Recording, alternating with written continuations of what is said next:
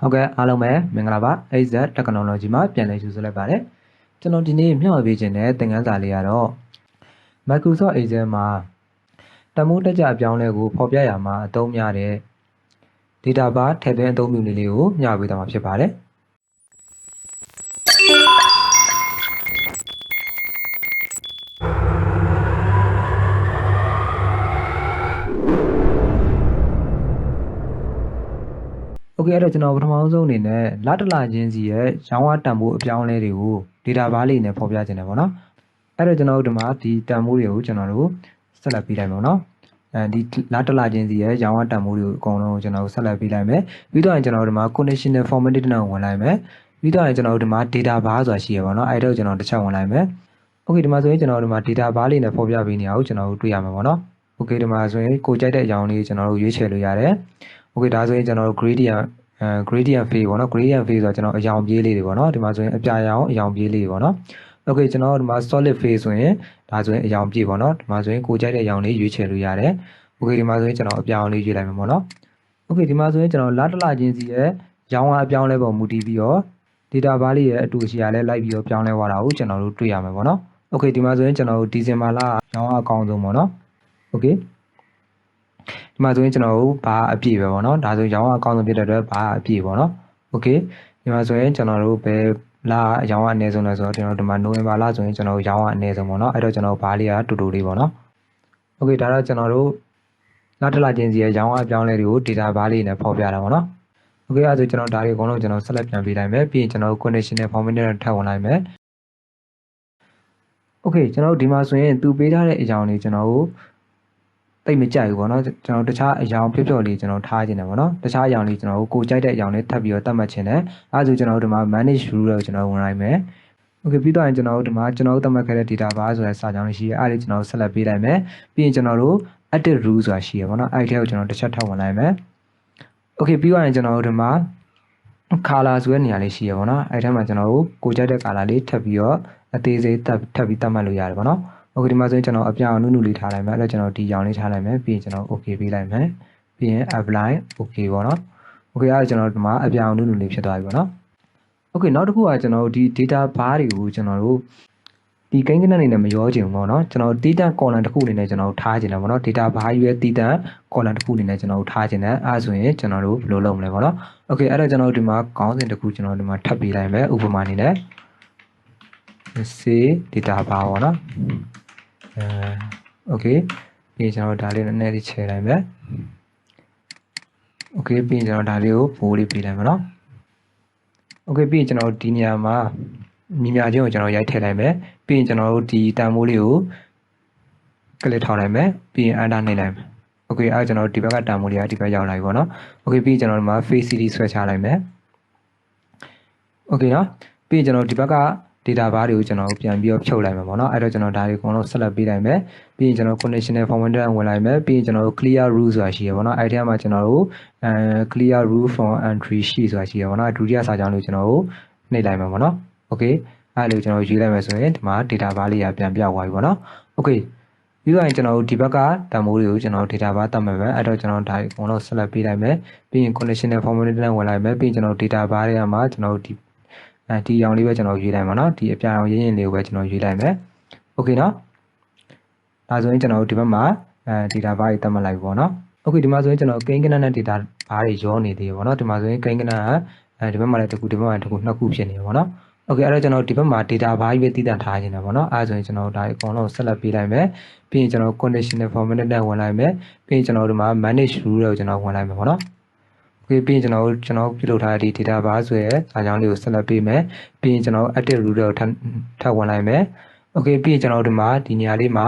show bar only ဆိုတာရှိရပါတော့အဲ့လိုကျွန်တော်ဆက်လက်ပေးလိုက်မယ်ပြီးရင်ကျွန်တော် okay နှိပ်လိုက်မယ်ပြီးရင်ကျွန်တော်တို့ apply okay နှိပ်လိုက်မယ်အဲ့လိုကျွန်တော်ဒီမှာဘာရွေးတည်တတ်ပြပေးနေအောင်ကျွန်တော်တွေ့ရမှာပေါ့နော် okay ဒီမှာကိန်းဂဏန်းလေးဒီမှာသူနဲ့သက်ဆိုင်တဲ့ data bar ပေါ့နော် okayကျွန်တော်ဒီဘက်ကကိန်းဂဏန်းတွေလိုက်ပြောင်းသွားတာနဲ့ဒီဘက်က data bar ရဲ့အတူရှိရလဲလိုက်ပြောင်းလဲသွားတာကိုကျွန်တော်တွေ့ရမှာပေါ့နော်အဲ့တော့ကျွန်တော်ဒီမှာဥပမာအနေနဲ့ကိန်းဂဏန်းတစ်ခုကျွန်တော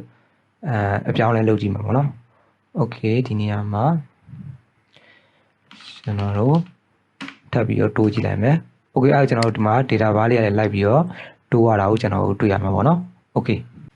အဲ့တော့ကျွန်တော်ဒီဘက်ကဒါလေးကိုကျွန်တော်တို့ short ကြည့်မယ်သူရဲ့တန်မှုကျွန်တော် short ကြည့်မယ် okay အဲ့ကျွန်တော်တို့ဒီမှာ data bar လေးရလဲလိုက်ရောရတာကိုကျွန်တော်တို့တွေ့ရမှာပေါ့နော် okay ဒီနည်းနဲ့လေးရလဲကျွန်တော်တော်တော်လေးကိုအသုံးဝင်ပါနော်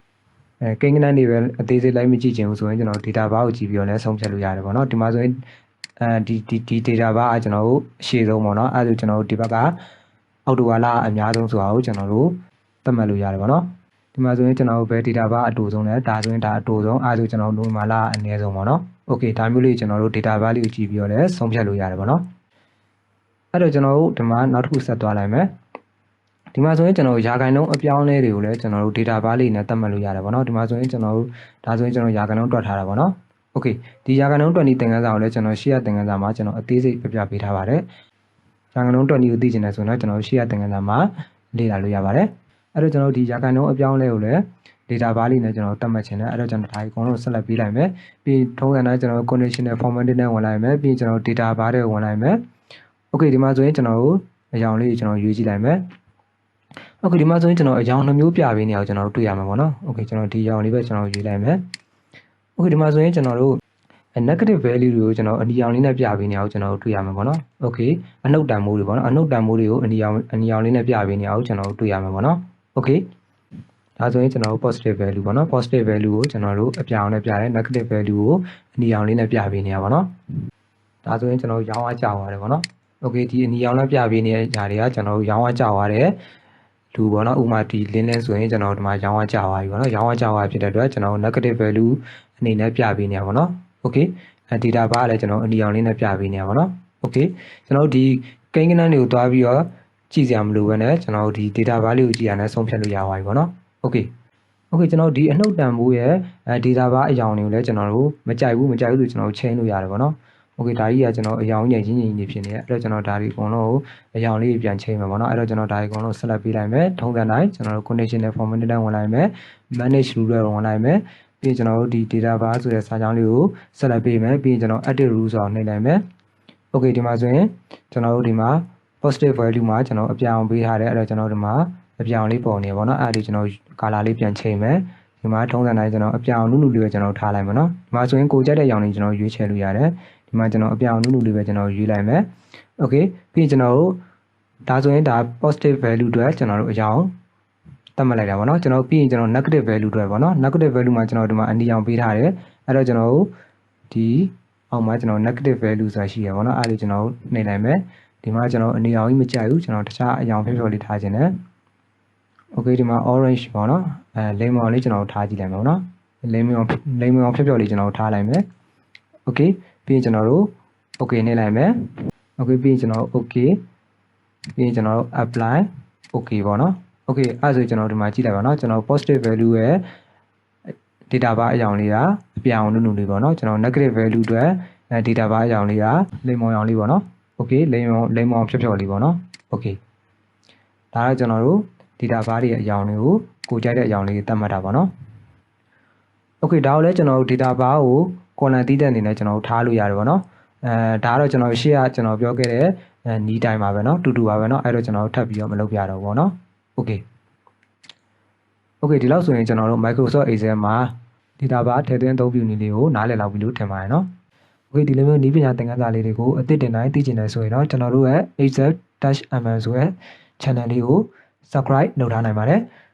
်သင်ခန်းစာအသစ်တင်တိုင်း notification အသိပေးချက်ရယူချင်တယ်ဆိုရင်တော့ခေါင်းလောင်းလေးကိုနှိပ်ထားပြီးတော့ all ဆိုတာကိုကျွန်တော်ရွေးထားလိုက်ပါ